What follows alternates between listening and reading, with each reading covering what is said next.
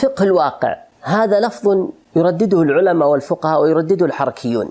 يريد به العلماء فقه واقع مسألة، وألا يتكلم أحد في مسألة حتى يكون بصيرا بها، فإن الحكم على الشيء فرع عن تصوره. فإذا سئل عالم عن حكم السفتجة فإنه لا بد أن يكون متصورا لها حتى يحكم عليها، وإذا سئل عن مسألة في أرض وفي بلد فإنه لا بد أن يكون متصورا لها حتى يحكم ويتكلم فيها، فالحكم على الشيء فرع عن تصوره. وقد بين فقه الواقع بهذا المعنى ابن القيم في كتاب إعلام الموقعين، وتوارد على هذا الأصوليون والفقهاء.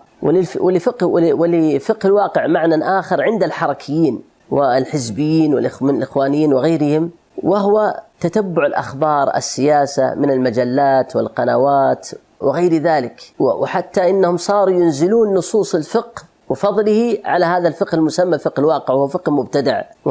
وهذا المسمى بفقه الواقع عند الحركيين وأذنابهم هو من حيث الجملة يقوم على أمرين.